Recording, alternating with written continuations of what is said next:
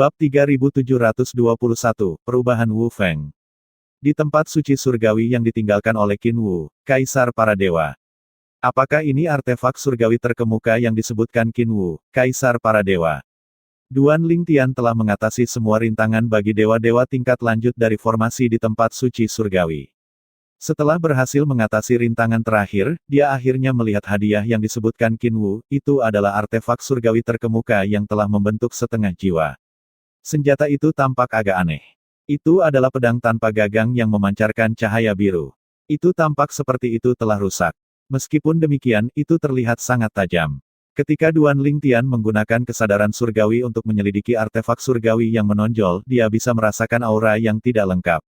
Dia melihat artefak surgawi yang menonjol di tangannya dan berpikir dalam hati, itu pasti aura jiwa artefak yang tidak lengkap.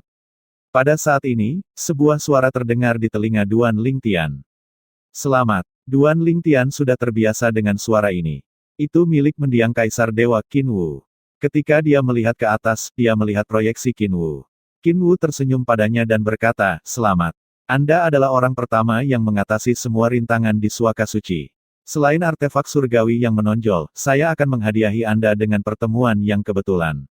Petik 2. Pertemuan yang kebetulan. Sebelum Duan Lingtian bisa bereaksi, proyeksi Qin Wu berubah menjadi seberkas cahaya dan melesat ke tubuh Duan Lingtian. Saat berikutnya, dia menemukan kekuatan yang kuat di tubuhnya di mana jiwanya berada. Apa yang terjadi? Apa yang sedang Anda coba lakukan?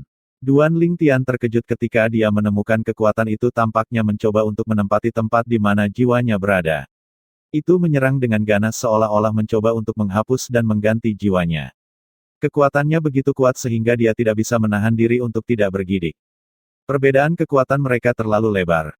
Ini hanya sisa jiwaku. Jangan khawatir. Bahkan jika aku mau, aku tidak akan bisa menggantikan jiwamu dengannya.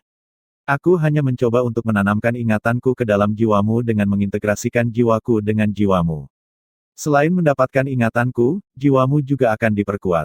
Tubuhmu akan tetap menjadi milikmu, dan jiwamu tidak akan terpengaruh olehku, kata Qin Wu. Tidak, Duan Lingtian menolak tanpa ragu-ragu.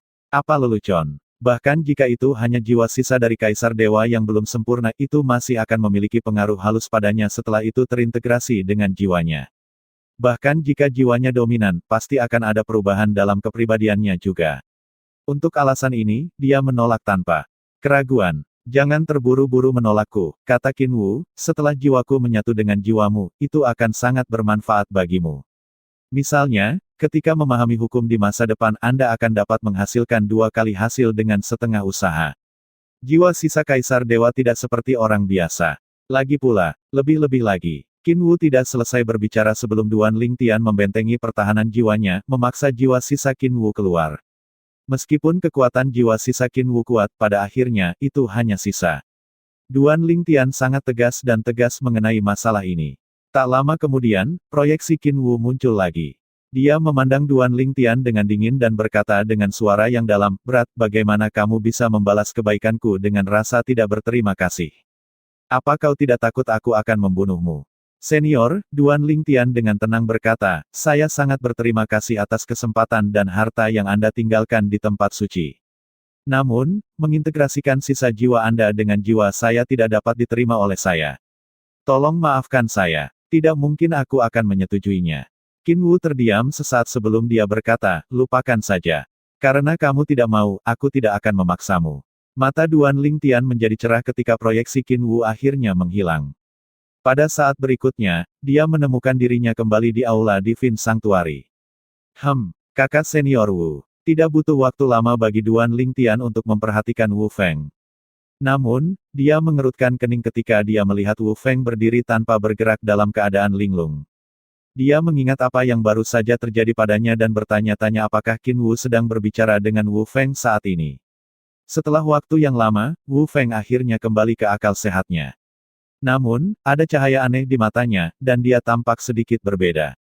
Semua perubahan halus Wu Feng tidak luput dari perhatian Duan Lingtian. Meskipun Wu Feng masih merasa akrab dengannya, ada beberapa perubahan halus juga. Apakah kakak senior Wu mengizinkan jiwa sisa Qin Wu untuk berintegrasi dengan jiwanya? Saudara muda Duan, Wu Feng, yang telah sadar kembali, memanggil sambil tersenyum. Kamu akhirnya di sini. Aku sudah lama menunggumu. Bagaimana hasilnya? Apakah Anda berhasil mendapatkan sesuatu yang berharga? Petik 2. Tentu saja. Duan Lingtian tertawa sebelum dia mengeluarkan bilahnya, artefak surgawi yang menonjol, dari cincin tata ruangnya dan menyerahkannya kepada Wu Feng. Namun, bertentangan dengan harapan Duan Lingtian, Wu Feng tidak menjangkau untuk mengambil artefak surgawi yang menonjol. Sebagai gantinya, dia mengeluarkan 9 harta yang dia peroleh dan berkata sambil tersenyum, "Saudara muda Duan, saya tidak tahu apakah Anda lebih beruntung atau saya lebih beruntung.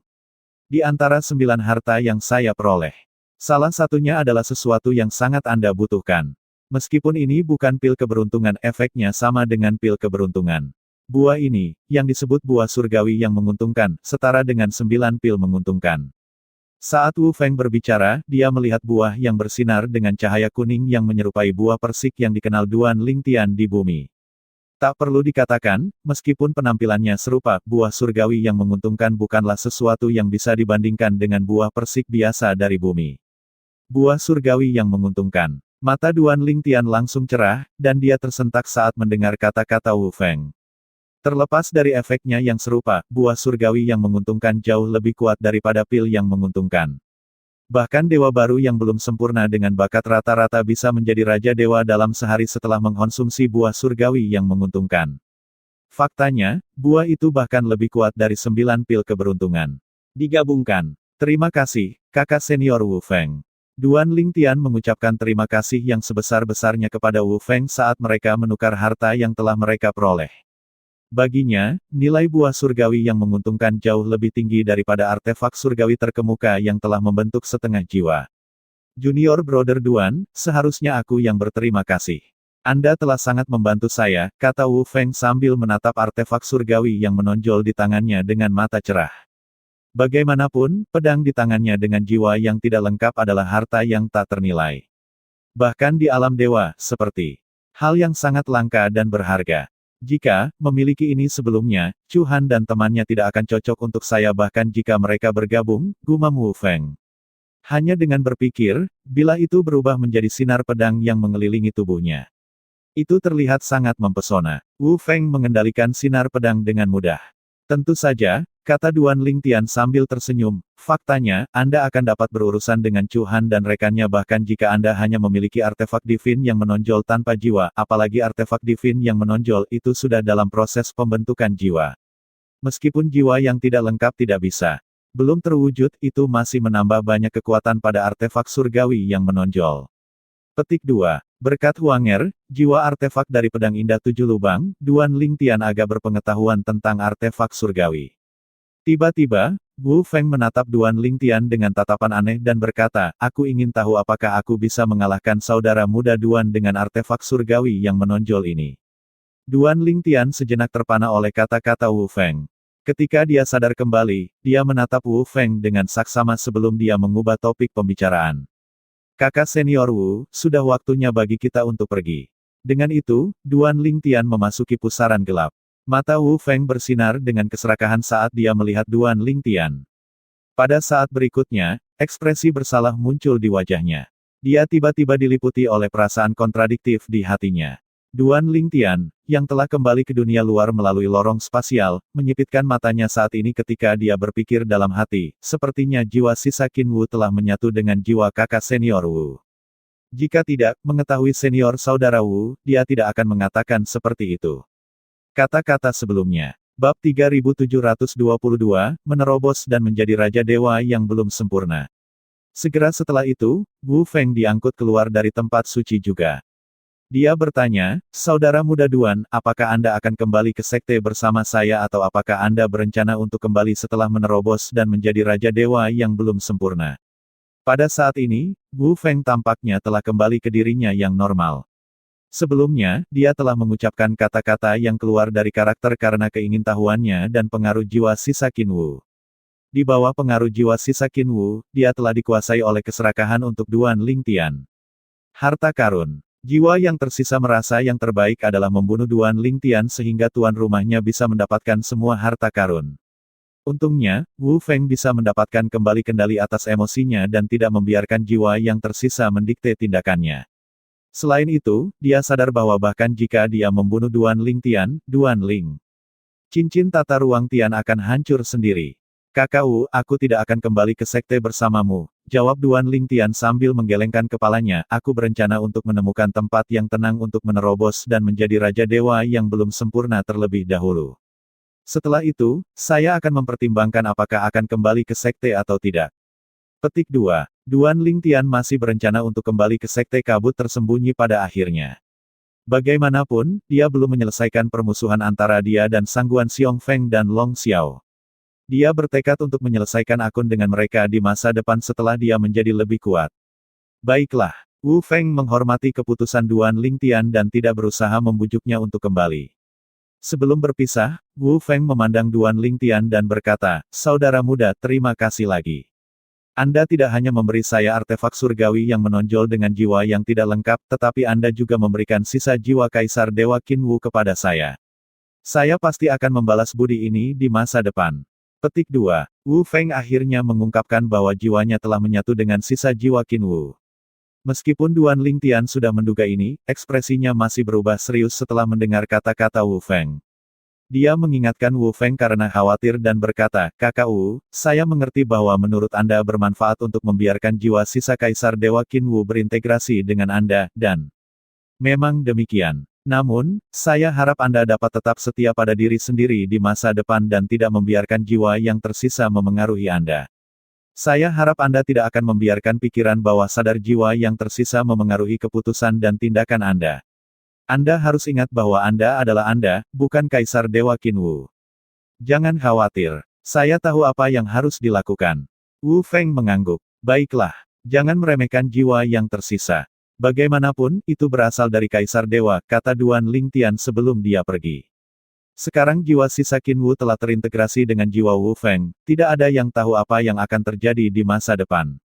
Selain meningkatkan keterampilan pemahamannya, tidak ada yang tahu seberapa besar pengaruh jiwa yang tersisa padanya untuk saat ini.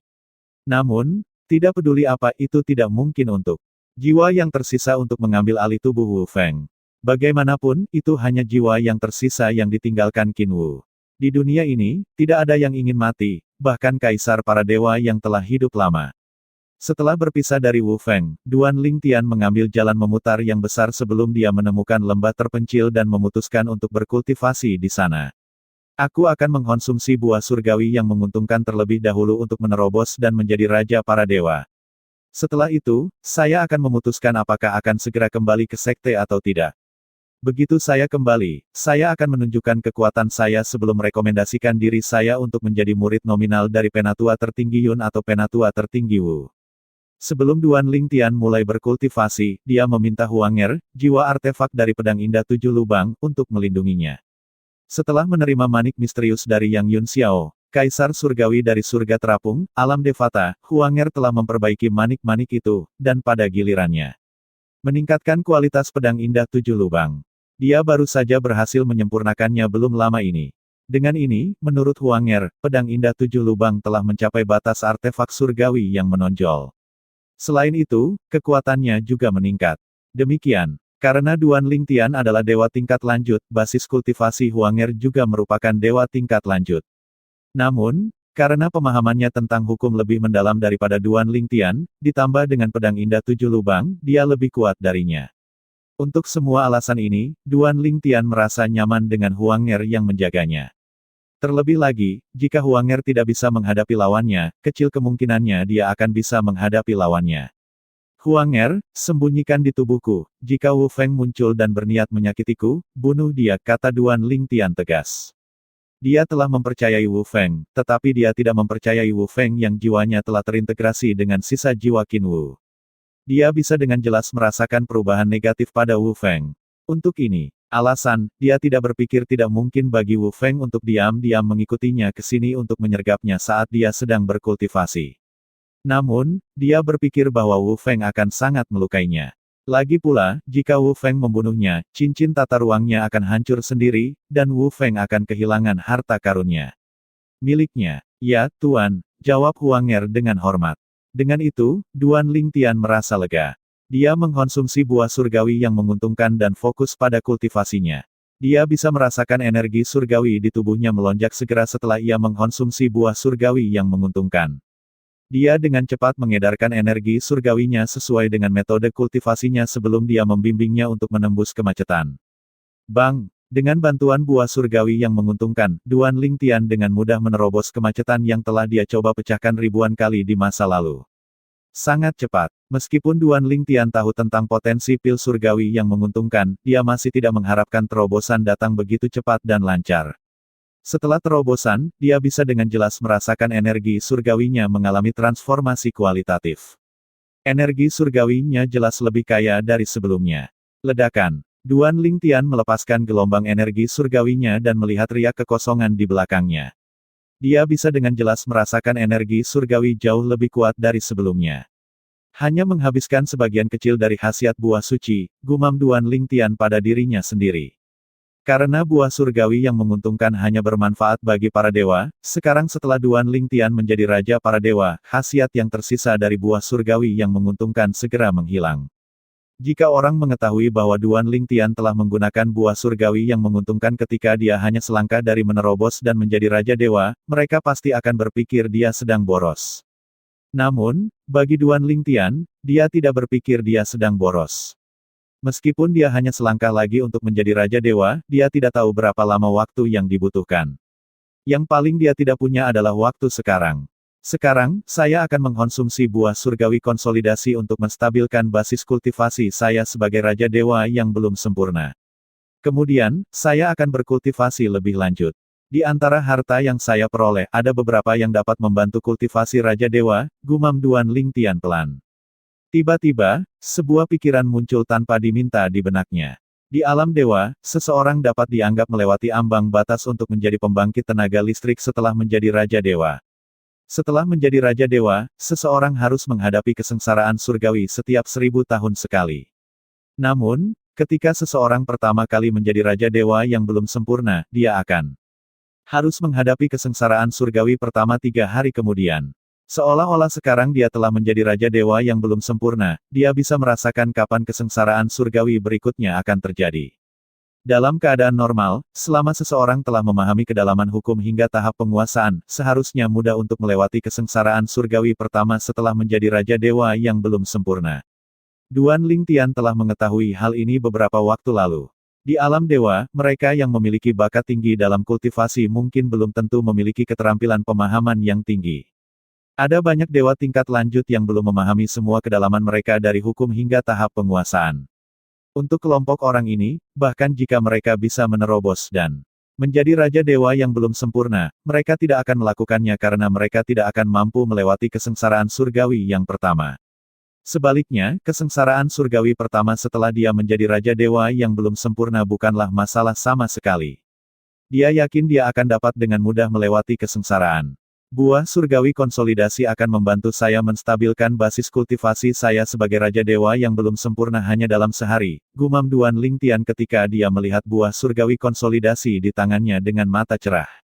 Dia dihargai dengan buah surgawi konsolidasi ketika dia pertama kali menjadi murid inti dari Sekte Kabut Tersembunyi. Pada saat itu, ketika dia telah memilih buah surgawi konsolidasi sebagai hadiahnya, sesepuh dalam bingung dengan pilihannya.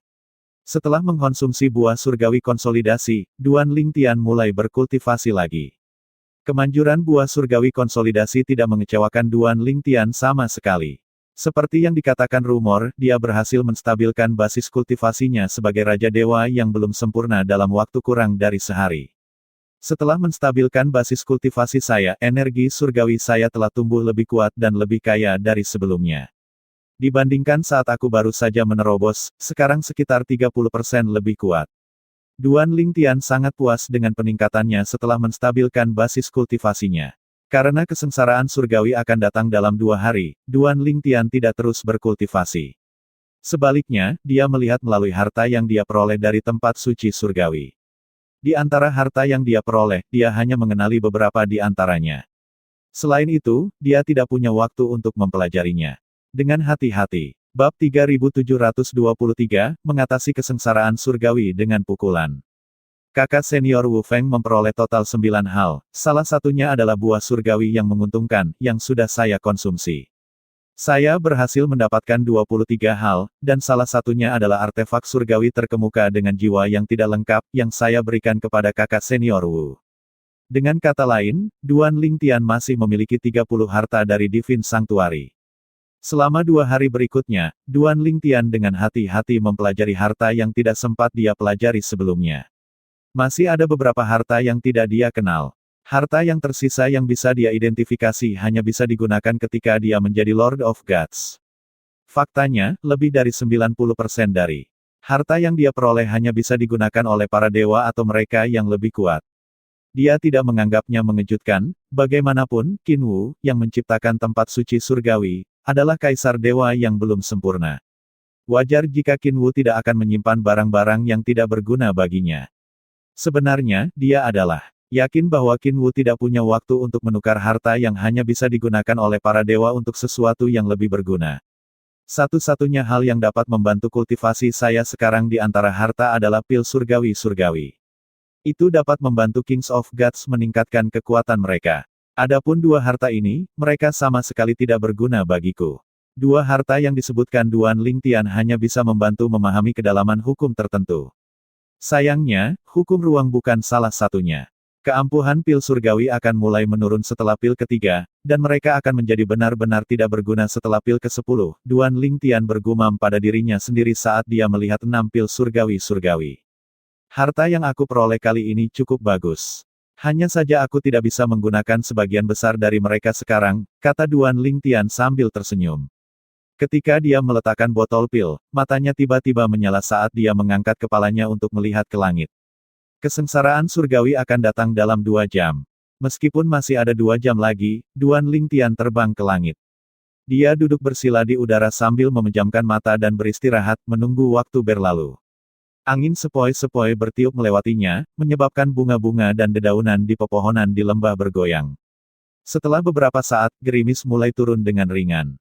Ketika tetesan air hujan berada pada jarak tertentu dari Duan Lingtian, mereka akan mengalir ke samping, menghindarinya. Ini karena basis kultivasinya saat ini. Bahkan jika dia tidak secara sadar memobilisasi energi surgawinya secara otomatis akan membentuk penghalang di sekelilingnya. Jangankan sedikit gerimis, bahkan jika badai dan hujan deras energi surgawinya akan tetap membuatnya kering. Setelah 2 jam berlalu, awan gelap mulai berkumpul di atas lembah terpencil. Pada saat yang sama, petir ungu seperti ular sanca ungu mulai berkedip di langit. Ledakan, ledakan, ledakan. Suara guntur mengguncang bumi. Burung dan binatang di darat mulai melarikan diri, menandakan bencana. Ada keributan kecil di lembah. Setelah 1/4 jam, kilat dan guntur semakin kuat. Selain Duan Lingtian dan tanaman, tidak ada makhluk hidup di lembah. Akhirnya di sini, Duan Lingtian membuka matanya dan menatap langit gelap yang disambar petir. Ledakan. Suara gemuruh terdengar di udara saat 9 sambaran petir besar yang tampak seperti naga jatuh dari langit menuju Duan Lingtian. Tidak ada yang tahu kapan kesengsaraan surgawi pertama akan datang setelah menjadi Raja Dewa, mungkin butuh beberapa hari, 10 hari, setengah bulan, atau bahkan beberapa bulan. Namun, itu tidak akan memakan waktu lebih dari setahun. Adapun kesengsaraan surgawi yang tersisa, mereka akan datang setiap 1000 tahun. Akan ada 10 serangan dari setiap kesengsaraan surgawi. Untuk serangan pertama dari kesusahan akan ada 9 petir. Serangan kedua akan memiliki 19 sambaran petir yang bahkan lebih kuat. Jumlah dan kekuatannya akan meningkat dengan setiap serangan. Selama sambaran ke-10, akan ada 99 petir. Dan kekuatan mereka 11 kali lebih kuat daripada serangan pertama. Duan Lingtian telah belajar tentang ini jauh sebelum dia menerobos dan menjadi Raja Dewa yang belum sempurna sehingga dia agak tenang sekarang karena dia menghadapi kesengsaraan surgawi. Sepertinya dia bukan orang yang menghadapi kesengsaraan surgawi. Ada desas-desus bahwa jika seseorang melawan kesengsaraan surgawi, semua kekuatan dari kesengsaraan surgawi akan dilepaskan sekaligus. Sebelum datang ke alam dewa, saya ingat Sister Water memberitahu saya bahwa saya mungkin dapat memahami hukum guntur melalui kesengsaraan surgawi. Astaga! Ketika 9 petir menyambar, Duan Lingtian bangkit dan berteleportasi lebih tinggi ke langit. Dia terus berteleportasi sampai dia dekat dengan awan kesusahan. Kemudian, dia menatap awan gelap dan bergumam pada dirinya sendiri, jika saya mencoba untuk membubarkan awan itu akan melepaskan kekuatan surgawi. Kesengsaraan sekaligus. Ini adalah cara paling efisien dan tercepat untuk melewati kesengsaraan surgawi. Setelah itu, Duan Lingtian memobilisasi kedalaman elemen luar angkasa dan mengepalkan tangannya. Seolah-olah dia mengilhami tinjunya dengan kekuatan untuk menghancurkan ruang. Ledakan, ledakan, ledakan. Pada saat ini, 9 sambaran petir menyerang lagi di Duan Lingtian. Kali ini, dia tidak berteleportasi.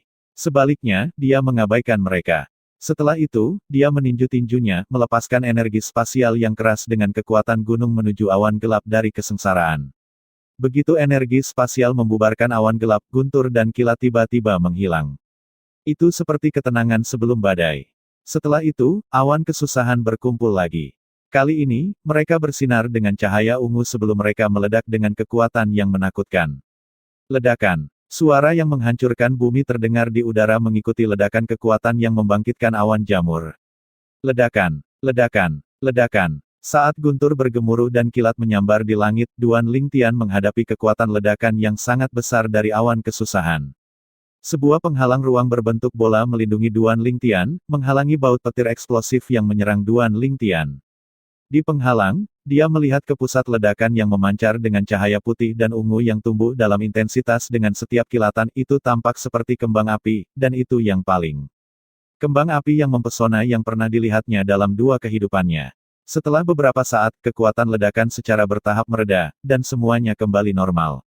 Hanya dalam sekejap, awan gelap menghilang, memperlihatkan langit biru yang jernih. Duan Lingtian, yang masih melayang di udara, sama sekali tidak terluka oleh ledakan sebelumnya. Bahkan jubah ungunya tidak bergerak. Kekuatan gabungan dari kesengsaraan surgawi benar-benar menakutkan, bahkan Chuhan, murid dari Sekte Naga Terbang, tidak akan mampu menahan kekuatan ledakan seperti itu tanpa bantuan artefak surgawi jika dia berada di posisiku. Alih-alih menggunakan artefak surgawi, Masteri Dao Duan Lingtian, salah satu dari 4 daos surga dan bumi, telah membantunya dengan mudah mengatasi kesengsaraan surgawi juga. Lagi pula, karena keributan di langit, bahkan jika ada orang di sekitar, mereka tidak akan dapat melihat bahwa dia menggunakan miliknya. Penguasaan Dao. Apakah ini kedalaman elemental guntur? Segera setelah itu, Duan Lingtian melihat energi misterius berkedip dengan petir ungu keluar. Sebelumnya, ketika dia melihat kilatan petir di tengah awan kesusahan, dia telah memahami hukum guntur dan berhasil memahami kedalaman elemen guntur. Kakak air benar. Saya dapat memahami hukum guntur melalui kesengsaraan surgawi. Ketika dia masih di alam Devata, air suci pembersih dunia, salah satu dari 5 elemen surgawi, telah memberitahunya tentang hal ini, tetapi dia merasa agak skeptis. Lagi pula, berdasarkan pengalamannya, tidak mudah untuk memahami hukum. Namun, dia berhasil memahami kedalaman dari hukum guntur ke tahap dasar, yang belum pernah dia temui sebelumnya, dalam waktu yang singkat. Bab 3724 Kota Linghu. Merupakan kejutan yang menyenangkan bagi Duan Lingtian bahwa dia berhasil memahami hukum guntur. Meskipun itu tidak menambah kekuatannya, tidak diragukan lagi bermanfaat untuk memahami hukum tambahan. Aku akan mengkonsumsi 6 pil surgawi dan berkultivasi untuk sementara waktu. Setelah itu, saya akan memutuskan antara kembali ke Sekte Kabut Tersembunyi atau pergi ke tempat klan Linghu berada. Hanya dengan sekejap, Duan Lingtian muncul di sisi lain hutan dekat lembah. Karena keributan dari kesengsaraan surgawi, dia tahu dia tidak bisa terus tinggal di lembah. Duan Lingtian melakukan perjalanan selama sehari sebelum dia berhenti di dekat tebing dan menggali gua untuk berkultivasi. Meskipun kemanjuran pil surgawi akan melemah setelah pil ketiga, itu lebih baik daripada tidak sama sekali. Duan Lingtian tidak membuang waktu untuk menelan ke-6 pil surgawi yang diperolehnya dari suaka surgawi Qinwu. Kemudian, dia mulai berkultivasi lagi. Dengan Huang'er berjaga-jaga, dia benar-benar fokus pada budidaya dan penyerapan kemanjuran pil surgawi. Sekarang dia telah menjadi Raja Dewa yang belum sempurna, dia ingin menjadi Raja Dewa Perantara sesegera mungkin. Dia benar-benar lupa waktu saat dia berkultivasi, dan hanya dalam sekejap mata, sebulan telah berlalu. Di perkebunan 10.000 Sekte Iblis. Seorang tetua bergegas ke aula utama dan berkata, "Pemimpin Sekte, mata-mata kami di Sekte Kabut Tersembunyi mengirim berita bahwa Wu Feng telah kembali ke Sekte Kabut Tersembunyi."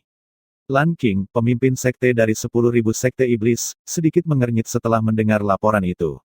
Bagaimana dengan Duan Lingtian? Tidak ada berita tentang dia, kata tetua sambil menggelengkan kepalanya, namun, menurut berita yang kami terima beberapa hari yang lalu, Duan Lingtian masih hidup, kecuali dia meninggal dalam beberapa hari ini. Mata-mata yang ditempatkan 10.000 sekte iblis di sekte kabut tersembunyi mengalami kesulitan mencari tahu tentang status Duan Lingtian karena sangat sedikit orang yang memiliki mutiara jiwanya di sekte kabut tersembunyi. Baru beberapa hari yang lalu mereka berhasil mengetahui bahwa Duan Lingtian masih hidup. Itu tidak mungkin, Lan Qing menggelengkan kepalanya. Duan Lingtian adalah keajaiban yang muncul sekali dalam 10.000 tahun di sekte kabut tersembunyi. Karena dia tidak mati ketika Chu Han meninggal, bagaimana dia bisa tiba-tiba mati dalam beberapa hari terakhir? Jadi dia tidak kembali ke sekte kabut tersembunyi bersama Wu Feng, Lan Qing bergumam pada dirinya sendiri sebelum matanya tiba-tiba menyala. Kemudian, dia melihat sesepuh di depannya dan berkata, beritahu mata-mata kami untuk mengkonfirmasi lagi bahwa Duan Lingtian masih hidup. Dipahami. Setelah sesepuh pergi, Lan Qing bergegas ke tempat budidaya Duzan. Secara alami, dia mencari Kuang Tianzeng, bukan Duzan. Begitu Lan Qing tiba, Duzan muncul. Bagaimanapun, itu adalah tanah kultivasi Duzan. Duzan bertanya, ada apa? Apakah kamu punya berita? Paman Junior, Lan Qing menyapa Duzan sebelum dia mengangguk sebagai jawaban atas pertanyaan Duzan. Ikuti saya untuk melihat kakak laki-laki saya, kata Duzan tanpa membuang waktu. Pada saat ini, Kuang Tianzeng sedang duduk diam dengan mata terpejam di halaman yang tenang.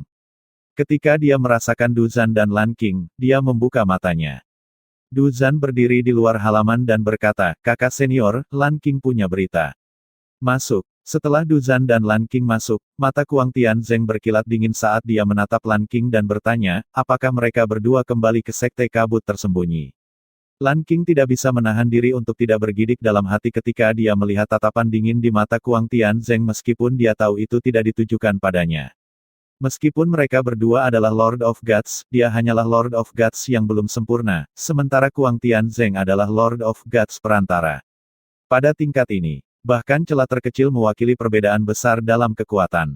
Oleh karena itu, wajar saja jika dia merasa tertekan oleh Kuang Tianzeng. Setelah beberapa saat, dia berkata, Wu Feng telah kembali ke sekte kabut tersembunyi. Wu Feng, hanya dia. Kuang Tianzeng mengerutkan kening. Lan Qing mengangguk. Ya, hanya dia. Duan Lingtian belum kembali ke sekte. Kemungkinan dia memiliki sesuatu yang lain untuk diperhatikan.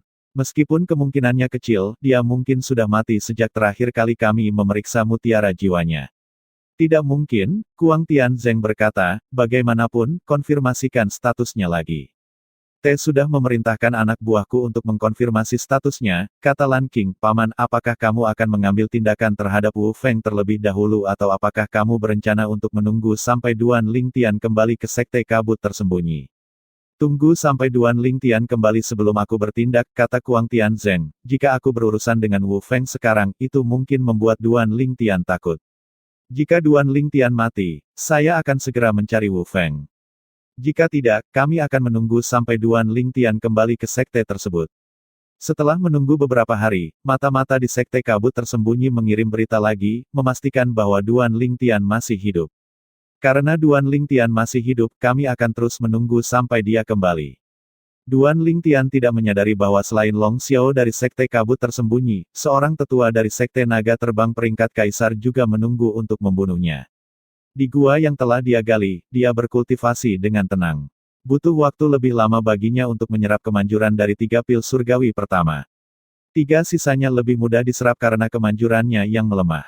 Kemanjuran gabungan dari 3 pil terakhir kurang dari 1/10 dari kemanjuran salah satu dari 3 pil pertama. Ketika dia akhirnya menyerap kemanjuran semua pil surgawi, dia membuka matanya dan berkata dengan senyum masam, jika saya tahu kemanjuran 3 pil terakhir sangat kecil, saya tidak akan membuang waktu saya untuk memakannya, mereka.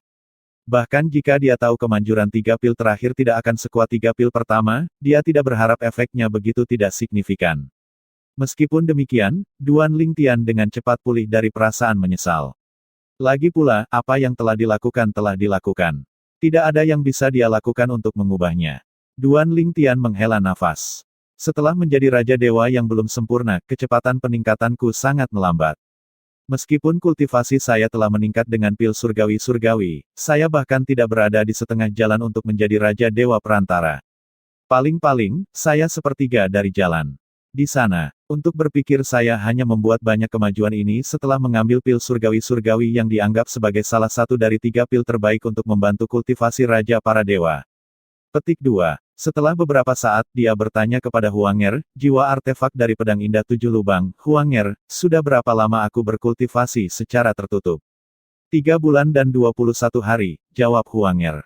Hampir 4 bulan. Duan Lingtian terkejut. Dia tidak berharap kehilangan begitu banyak waktu. Lagi pula, dengan pil keberuntungan dan buah surgawi yang menguntungkan, dia membutuhkan waktu kurang dari sehari untuk menyerap keampuhannya dan kekuatannya meroket. Bagi orang biasa, kemajuan yang dia buat selama 4 bulan ini tidak buruk. Namun, baginya, karena pengalamannya sebelumnya, dia merasa sedikit kurang.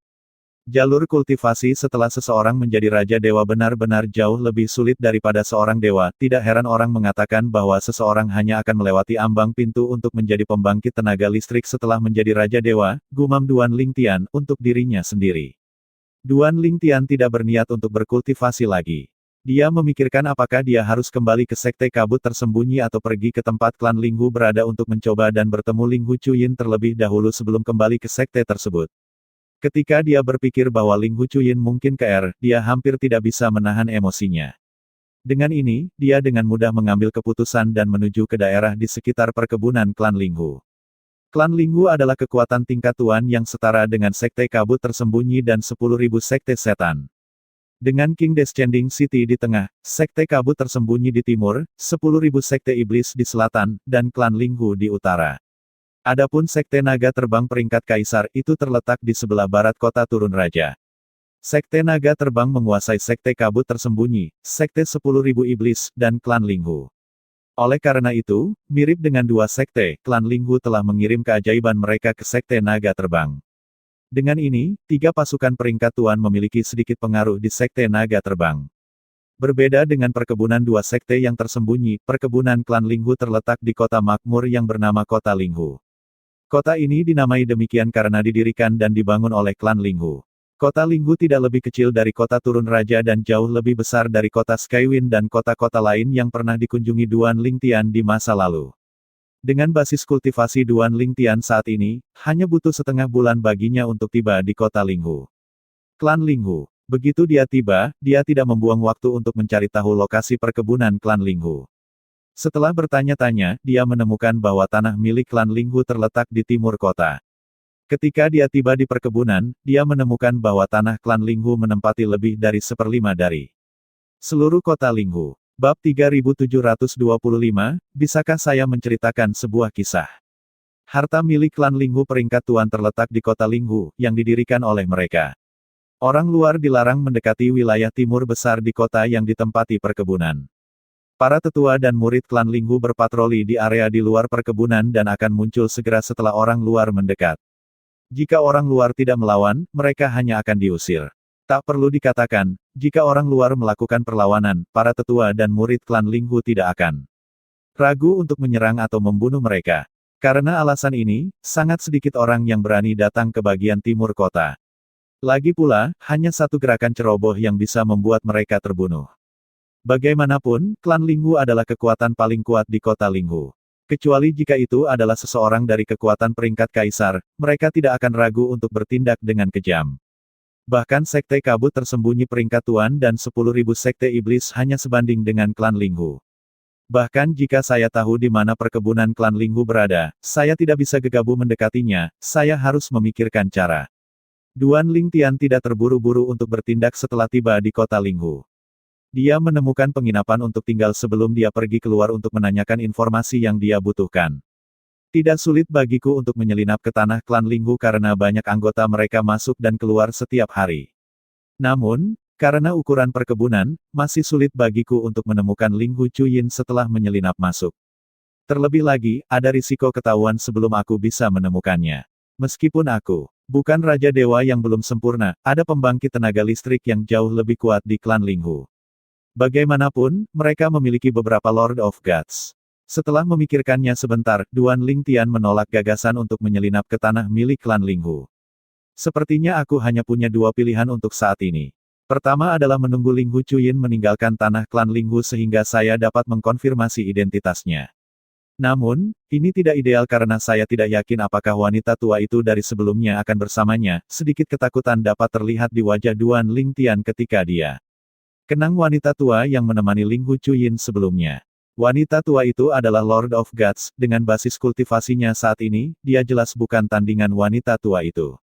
Cara kedua adalah berteman dengan seseorang dari klan Linghu. Lebih baik jika itu adalah keturunan langsung dari klan Linghu. Dengan ini, saya akan dapat secara terbuka mengunjungi tanah klan Linghu. Sebagai teman dari anggota klan Linghu, saya tidak perlu khawatir diserang oleh pembangkit tenaga klan. Selama itu, keturunan langsung bersedia membantu saya, seharusnya tidak sulit bagi saya untuk bertemu Linghu Chuyin. Pada akhirnya, Duan Lingtian memutuskan untuk bertanya-tanya tentang klan Linghu dan keturunan mereka. Setelah setengah bulan, Duan Lingtian akhirnya menemukan seseorang dari klan Linghu yang bisa dia jadikan teman. Orang itu adalah Linghu Yun, putra keempat dari pemimpin klan-klan Linghu saat ini. Dia hanya seorang kaisar surgawi 10 arah, dan dikabarkan bahwa karena cedera internalnya, dia tidak memiliki kemungkinan untuk menjadi dewa. Cedera internalnya menyebabkan dia tidak dapat berkultivasi, mengakibatkan stagnasi basis kultivasinya saat ini selama sisa hidupnya. Dia telah menderita luka-luka ketika dia memblokir pukulan fatal untuk ayahnya di masa lalu. Karena kejadian ini, pemimpin klan dari klan Linghu sangat menyayanginya meskipun basis kultivasinya hanya rata-rata. Keturunan dan anggota klan Linghu merawatnya dengan sangat baik juga untuk menjilat ayahnya. Karena tidak ada gunanya bagi Linghu Yun untuk berkultivasi, dia tidak lagi membuang waktu untuk berkultivasi. Ku dengar dia punya hobi mendengarkan pendongeng di kedai teh. Ada sebuah kedai teh di kota Linghu yang dimiliki oleh klan Linghu.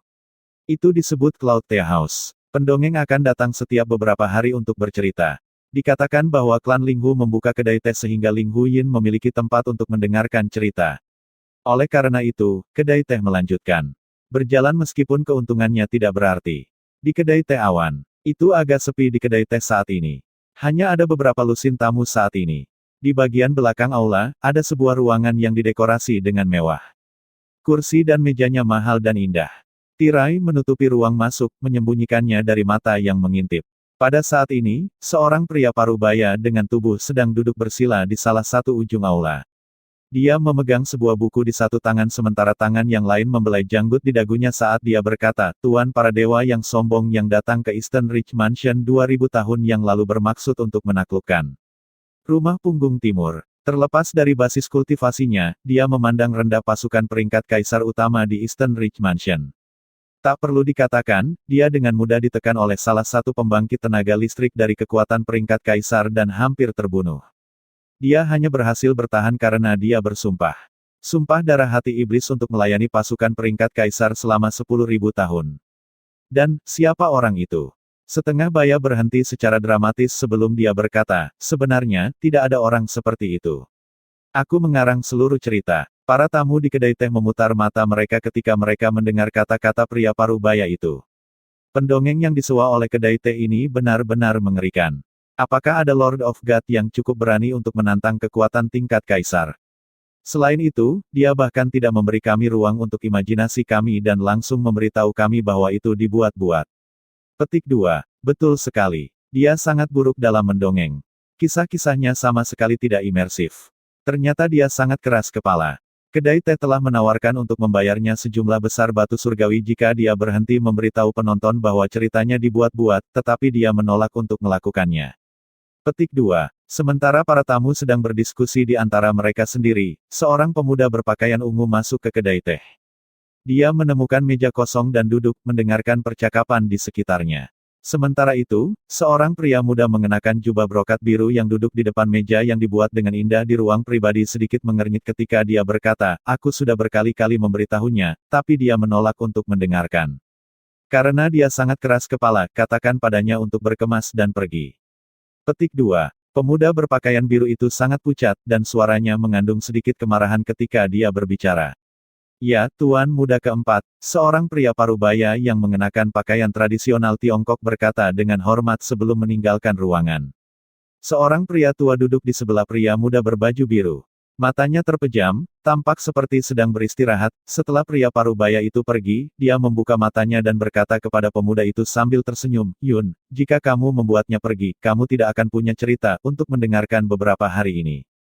Terus, ini hanya beberapa hari. Kita akan dapat menemukan seseorang yang baru. Sejujurnya, ceritanya tidak semuanya buruk, tetapi dia sangat suka merusak suasana, kata pemuda itu. Saya tidak berpikir saya akan dapat menahan diri untuk tidak memukulinya jika saya mendengarkan cerita lain dari dia lagi.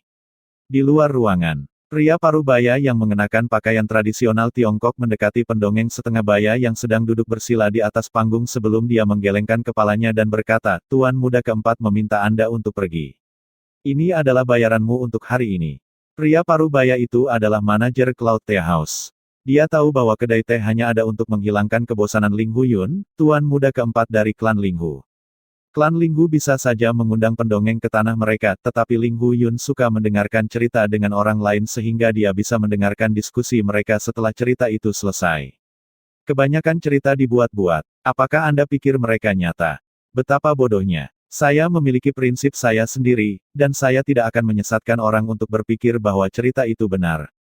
Pendongeng setengah baya berkata dengan marah ketika dia mengambil batu dewa di tanah dan pergi tanpa melihat ke belakang. 3 meja tamu memutar mata mereka saat pendongeng pergi. Pria parubaya yang mengenakan pakaian tradisional Tiongkok memandang para tamu dan berkata dengan nada meminta maaf, semuanya, kami mohon maaf atas cerita buruk hari ini. Jangan khawatir. Kami akan menemukan pendongeng yang lebih baik dalam beberapa hari. Manajer, Anda melakukan hal yang benar dengan mencari pendongeng lain. Sebelum Anda mempekerjakan orang itu, tidak pernah ada kurang dari 10 meja tamu yang datang ke sini untuk minum teh dan mendengarkan cerita. Lihat, hanya ada 4 meja yang terisi hari ini. Dari 4 meja, salah satu meja ditempati oleh Duan Lingtian. Ketika Duan Lingtian tiba, pendongeng sudah berada di akhir ceritanya. Hanya berdasarkan apa yang dia dengar, dia sudah bisa memprediksi reaksi para tamu. Meskipun cerita kebanyakan dibuat-buat, salah satu kesenangan mendengarkan cerita adalah membenamkan diri dalam cerita. Ketika seseorang tenggelam dalam cerita, dia akan muncul dengan berbagai teori dan berspekulasi tentang karakter dalam cerita. Alangkah asyiknya jika si pendongeng langsung mengaku.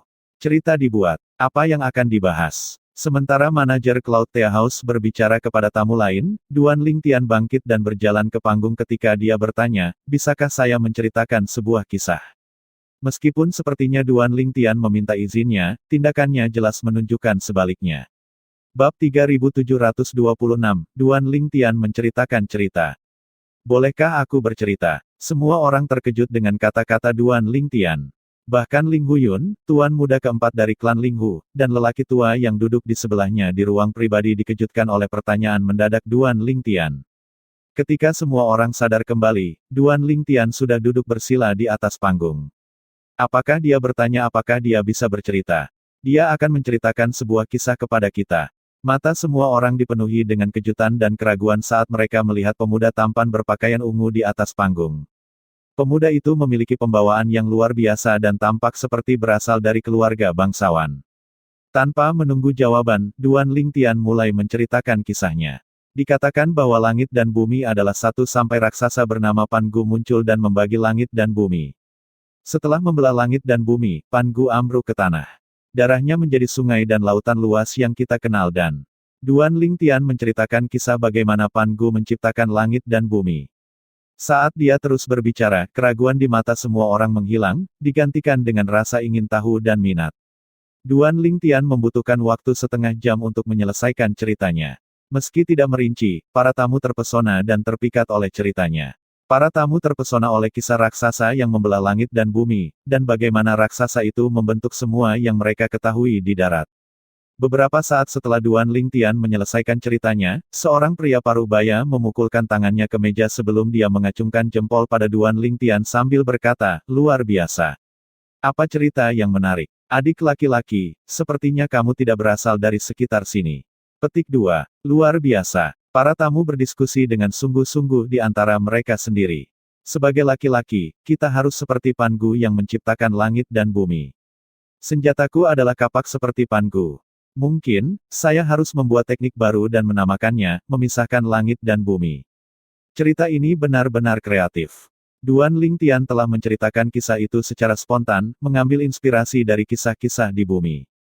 Dia tidak menyangka para tamu akan sangat menyukai ceritanya. Bahkan mata manajer Cloud Tea House cerah saat dia melihat Duan Lingtian. Pada saat ini, dia tiba-tiba melihat ke arah kamar pribadi. Dia baru saja menerima pesan dari Ling Huyun.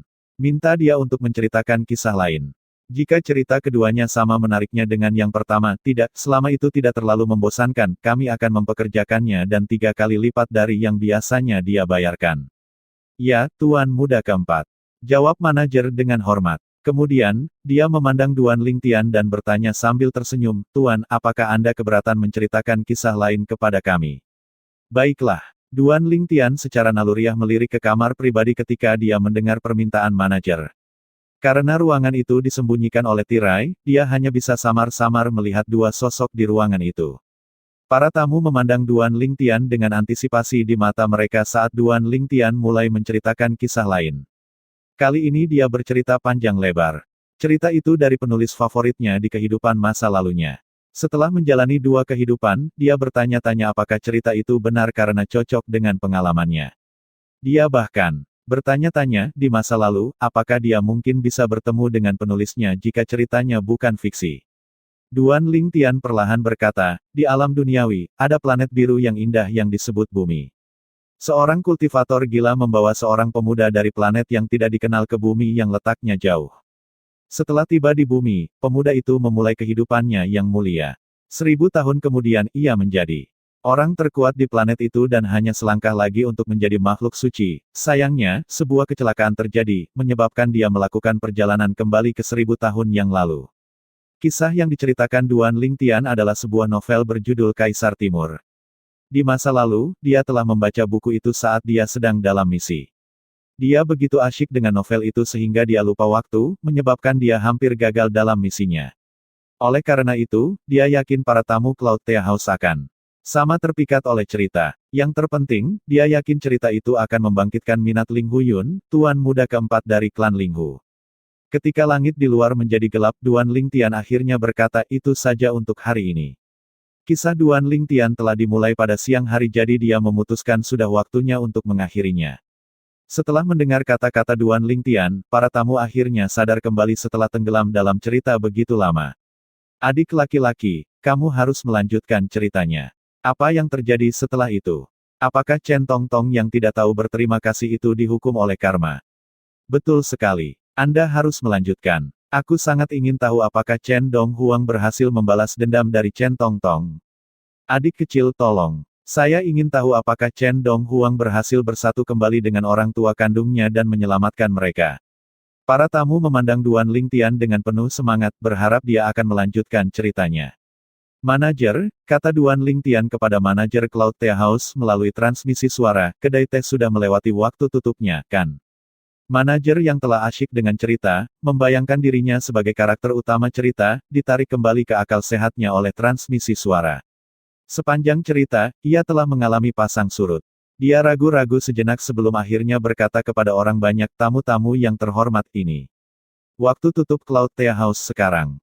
Saya akan berbicara dengan adik laki-laki ini di sini dan membujuknya untuk kembali besok untuk melanjutkan cerita.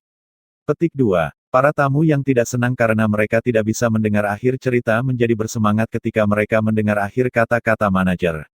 Pengelola, Anda harus memastikan dia kembali besok. Saya akan membawa 5 teman saya ke sini besok jika dia kembali. Petik 2. Akan membawa 10 orang bersamaku. Manajer, saya akan kembali besok. Namun, jika dia tidak ada di sini, aku tidak akan datang ke kedai teh lagi. Sebelum para tamu pergi, mereka semua berbicara kepada manajer satu demi satu. Beberapa mengancamnya, dan beberapa mencoba membujuknya. Meskipun demikian, dia bisa berempati dengan mereka. Lagi pula, dia juga ingin tahu akhir ceritanya. Ketika semua orang pergi, manajer memerintahkan salah satu karyawan untuk menutup pintu utama sebelum dia melihat Duan Lingtian dan bertanya sambil tersenyum, adik laki-laki, siapa namamu? Duan Lingtian, jawab Duan Lingtian jujur. Dia tidak menyembunyikan identitas aslinya karena rencananya mengharuskan dia untuk menggunakan identitas aslinya. Duan Lingtian, manajer itu sedikit mengernyitkan alisnya. Nama itu terdengar familiar, tetapi dia tidak dapat mengingat di mana dia pernah mendengarnya sebelumnya. Di kamar pribadi, Duan Lingtian, saya pikir saya pernah mendengar nama ini sebelumnya. Ling Huyun sedikit mengernyit juga. Duan Lingtian, itu dia. Pria tua yang duduk di sebelah Ling Huyun berseru. Kakek Xuan, kamu pernah mendengar tentang dia? Ling Huyun bertanya dengan rasa ingin tahu. Yun, apakah kamu ingat berita dari King Descending City beberapa bulan yang lalu? Orang tua itu bertanya sambil tersenyum. Mata Ling Huyin berbinar saat kesadaran muncul padanya. Aku ingat sekarang. Beberapa bulan yang lalu, Penatua King Ze dan saudari Chu Yin pergi ke kota turun raja dan bertemu dengan murid sekte kabut tersembunyi. Murid itu adalah dewa tingkat lanjut pertama yang menjadi murid inti dari sekte kabut tersembunyi dalam 10.000 tahun setelahnya. Sui Haichuan. Namanya Duan Lingtian. Oh, itu benar-benar dia. Ling Huyun terus berkata, penuh dengan kekaguman, bakat yang luar biasa. Tidak hanya dia sangat berbakat dalam kultivasi, tapi dia juga pendongeng yang baik. Pria tua itu menatap sosok ungu di aula saat dia bertanya dengan senyum menghina, Yun, apakah menurutmu tujuannya sesederhana bercerita? Kakek Xuan, maksudmu dia datang untuk bercerita karena dia memiliki motif tersembunyi. Ling Huyun segera menangkap makna di balik kata-kata lelaki tua itu. Dengan identitasnya, saya yakin dia tidak kekurangan batu dewa. Lalu, apakah dia datang untukku? Sedikit kelegaan bisa dilihat di mata lelaki tua itu ketika dia berbalik untuk melihat Ling Huyun. Kamu pintar. Jika saya tidak salah, pemuda ini berencana untuk bertemu dengan nona muda Chu Yin melalui Anda. Ling Huyun tersenyum. Menarik. Kemudian, dia berkata kepada manajer Cloud Tea House melalui transmisi suara, bahwa dia masuk. Saya ingin bertemu dengannya. Di luar kamar pribadi. Manajer dengan cepat sadar kembali setelah menerima pesan Ling Huyun dan berkata sambil tersenyum, adik laki-laki, tuan muda kami ingin bertemu dengan Anda. Bab 3727, Kesepakatan Duan Lingtian dengan Ling Huyun. Mata Duan Lingtian menjadi cerah ketika dia mendengar kata-kata manajer Cloud Tea House. Langkah pertama rencananya berhasil sekarang karena Ling Huyun, master keempat dari klan Linghu, meminta untuk bertemu dengannya. Oke, jawab Duan Lingtian sambil berdiri.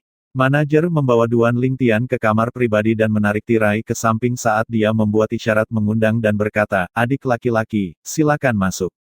Manajer tidak memasuki ruangan karena Ling Huyun mengiriminya pesan yang memintanya untuk meninggalkan mereka sendirian. Setelah itu, hanya Duan Lingtian, Ling Huyun, dan lelaki tua itu yang tersisa di kamar pribadi. Duan Lingtian, Anda menghabiskan begitu banyak upaya hanya untuk bertemu dengan saya. Ling Huyun dengan belak-belakan berkata kepada Duan Lingtian yang belum duduk. Tuan muda keempat, Anda secerdas yang dikabarkan, kata Duan Lingtian sambil tersenyum tipis. Kamu berharap aku akan membantumu bertemu dengan saudara perempuan sepupuku? Ling Huyun bertanya sambil tersenyum. Ya, jawab Duan Lingtian jujur. Aku memberimu nasihat menyerah, kata Ling Huyun sambil menggelengkan kepalanya, sejak bibiku membawa sepupuku kembali ke klan Linghu, banyak orang datang untuk meminta sepupuku menikah karena dia kecantikan. Beberapa dari mereka bahkan meminta bantuan dari ayah saya. Namun, semuanya adalah ditolak oleh bibiku. Bibiku telah mengumumkan bahwa sepupuku dilarang menikah. Ling Huyun berpikir Duan Lingtian akan dibujuk setelah mendengarkan kata-katanya. Secara alami, bukan itu masalahnya. Duan Lingtian berkata, aku pernah mendengar tentang itu. Apakah menurutmu bibiku akan membuat pengecualian untukmu karena bakat bawaanmu yang tinggi dan keterampilan pemahamanmu? Anda sedang bermimpi. Begitu bibi saya mengambil keputusan, tidak ada yang bisa mengubahnya. Apalagi ayahku, bahkan leluhur klan kita tidak bisa berubah pikiran, kata Ling Huyun sambil menggelengkan kepalanya. Saya pikir Anda salah memahami niat saya, kata Duan Lingtian dengan senyum tipis, saya hanya ingin bertemu Ling Hucuyin. Saya tidak punya niat untuk mengejarnya, apalagi memintanya untuk menikah. Petik 2. Ling Huyun mengerutkan kening bingung. Kamu bilang kamu berusaha keras hanya untuk bertemu dengannya dan kamu tidak punya niat lain. Ling Huyun tidak mengerti mengapa Duan Lingtian begitu gigih untuk bertemu sepupunya jika Duan Lingtian tidak memiliki niat apapun terhadap sepupunya. Ingin bertemu dengannya karena dia terlihat identik dengan istriku yang telah berpisah dariku selama bertahun-tahun, Duan Lingtian dengan sabar menjelaskan semuanya kepada Ling Huyun seperti yang dia lakukan pada Wu Feng sebelumnya. Saya datang untuk bertemu Anda di sini karena saya harap Anda akan membantu saya bertemu dengannya sehingga saya dapat memastikan apakah dia hanya mirip dengan istri saya atau apakah dia benar-benar istri saya. Tidak hanya mereka terlihat mirip, tetapi bahkan temperamen dan sikap mereka sama. Jika Anda takut bahwa saya menimbulkan bahaya baginya, Anda dapat memiliki penatua ini di sisi Anda hadir. Saat aku bertemu dengannya, bagaimanapun, dia adalah dewa para dewa yang dapat dengan mudah membunuhku, kata Duan Lingtian dengan sungguh-sungguh.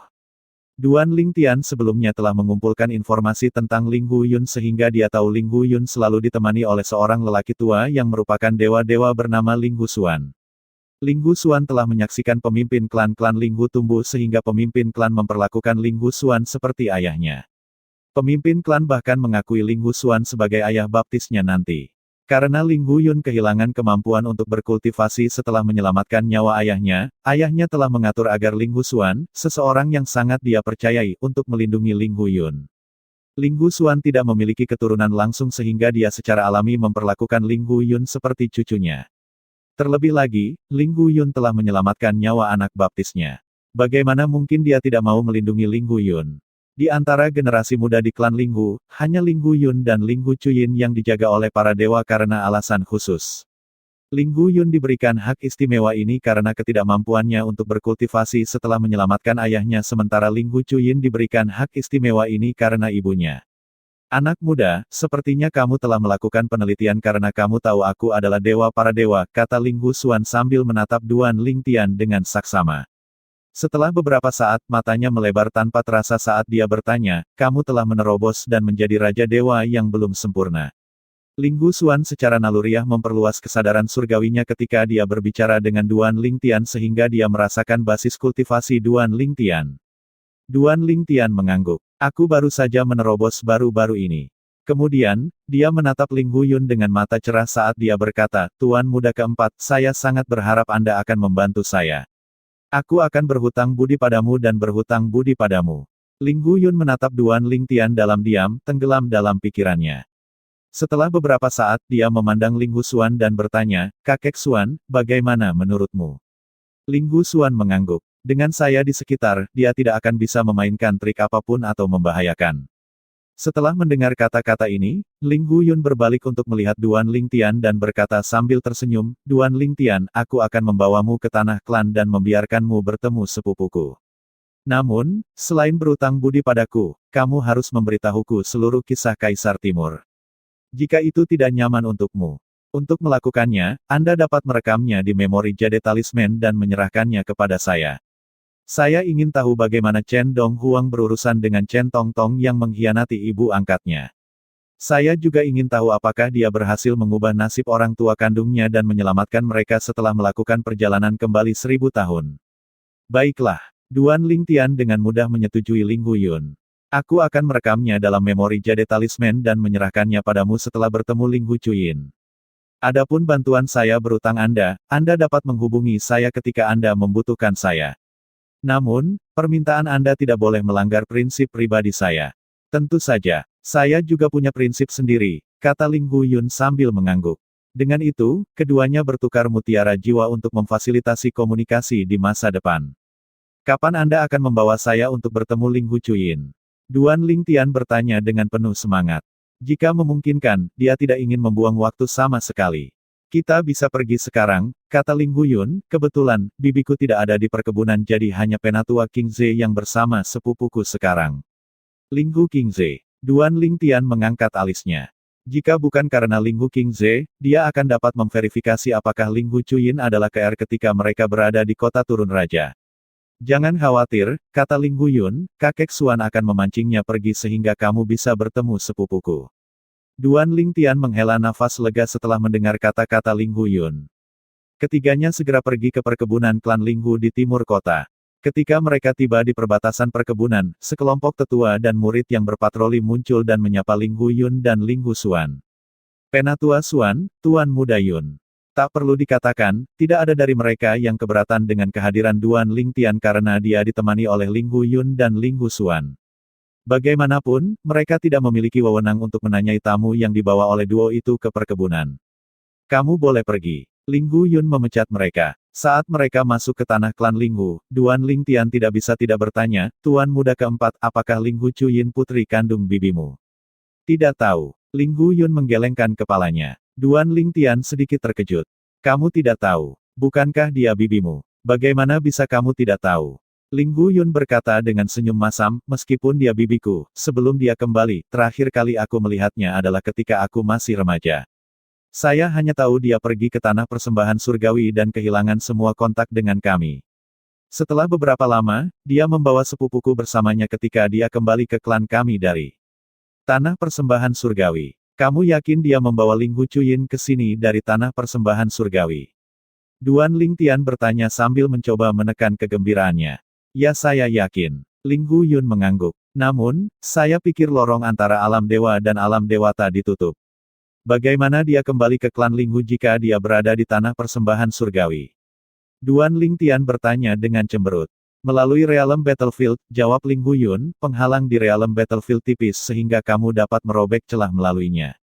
Dia kembali menggunakan kompas. Sebuah kompas. Ling Huyun menjelaskan, ini adalah artefak dewa yang mencatat koordinat berbagai alam dewa. Dengan kompas, Anda dapat secara akurat pergi ke tujuan yang Anda pilih. Meskipun kompas tidak memiliki kegunaan lain selain itu, sangat sulit untuk membuatnya. Karena kelangkaannya, itu dianggap sebagai artefak surgawi yang menonjol. Bahkan di klan Linghu, kami hanya memiliki 2 kompas seperti itu, salah satunya milik bibiku. Duan Lingtian mengangguk. Dengan ini, itu menjelaskan bagaimana mereka melakukan perjalanan dari Tanah Persembahan Surgawi ke Tanah Energi Mendalam. Bab 3728, Linghu Renjie. Ling Hucuyin berasal dari Tanah Persembahan Surgawi, dan dia mungkin bukan putri kandung dari bibi Ling Huyun, pikir Duan Lingtian dalam hati. Dia dipenuhi dengan harapan setelah mendengarkan kata-kata Ling Huyun. Dengan ini, ada kemungkinan besar bahwa Ling Hucuyin adalah Kir. Sebuah petunjuk tentang antisipasi bisa dilihat di matanya sekarang ketika dia melihat tanah klan Linghu. Duan Lingtian, kita akan menuju ke halamanku dulu. Aku akan membawamu ke sepupuku setelah kakek Xuan memancing penatua King Ze pergi. Tidak masalah bagiku untuk mengunjungi sepupuku sendirian, tetapi penatua King Ze pasti tidak akan mengizinkannya jika aku membawamu, kata Ling Huyun, perilakumu di kota turun raja telah pergi. Kesan mendalam pada penatua King Ze. Jika dia melihat Anda, saya khawatir tidak ada yang bisa saya lakukan untuk membantu Anda. Tuan muda keempat, saya akan mengikuti pengaturan Anda, kata Duan Lingtian sambil mengangguk. Dia bisa menunggu selama dia bisa bertemu Ling Hucuyin. Kakek Xuan, meminta maaf. Tapi aku harus merepotkanmu untuk mengalihkan perhatian penatua King Ze, kata Ling Huyun kepada Ling Husuan. Ling Husuan mengangguk dan segera pergi mencari Ling Hu King Ze sementara Ling Huyun memimpin Duan Lingtian ke halaman rumahnya. Setelah mereka tiba di halaman Ling Huyun berkata dengan sungguh-sungguh, Duan Lingtian, meskipun sepupu saya memiliki banyak kesamaan dengan istri Anda harus mempersiapkan diri untuk kemungkinan bahwa dia bukan istri Anda. Saya tahu. Duan Lingtian mengangguk. Saya hanya ingin mengkonfirmasi identitasnya. Tuan muda keempat, yakinlah. Aku tidak akan mengingkari janjiku padamu. Saya, Ling Huyun, pandai membedakan karakter orang.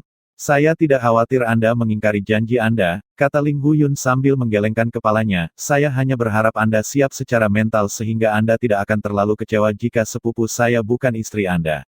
Duan Lingtian mengangguk. Sementara mereka menunggu kabar dari Ling Husuan, Duan Lingtian tiba-tiba teringat sesuatu. Oleh karena itu, dia bertanya kepada Ling Huyun, Tuan muda keempat, apakah sepupu Anda menunjukkan tanda-tanda kehilangan ingatan? Hilang ingatan. Ling Huyun sedikit mengernyit sebelum dia menggelengkan kepalanya. Saya tidak yakin. Kami hanya saling menyapa saat bertemu dan jarang berinteraksi. Sejak dia datang ke klan, dia tinggal di halamannya hampir sepanjang waktu dan jarang keluar. Duan Lingtian sedikit kecewa saat mendengar jawaban Ling Huyun. Dia harus melihat sendiri apakah Ling Hucuyin menderita kehilangan ingatan. Mari kita duduk sambil menunggu, kata Ling Huyun sambil memberi isyarat kepada Duan Lingtian untuk duduk di depan meja batu. Kemudian, dia bertanya sambil tersenyum, Duan Lingtian, aku mendengar bahwa kamu baru saja bergabung dengan Sekte Kabut Tersembunyi setelah direkomendasikan oleh Dekan Akademi Kabut Tersembunyi di kota Skywind. Betul sekali. Duan Lingtian mengangguk. Kecemasannya telah mereda mengetahui bahwa dia akan segera bertemu Ling Hucuyin dan dia akan dapat memverifikasi apakah dia adalah Kaer. Karena kamu baru saja bergabung dengan Sekte Kabut Tersembunyi, apakah adil untuk mengatakan bahwa kamu tidak memiliki keterikatan pada sekte tersebut? Jika itu masalahnya, apakah Anda tertarik untuk bergabung dengan klan Linghu kami?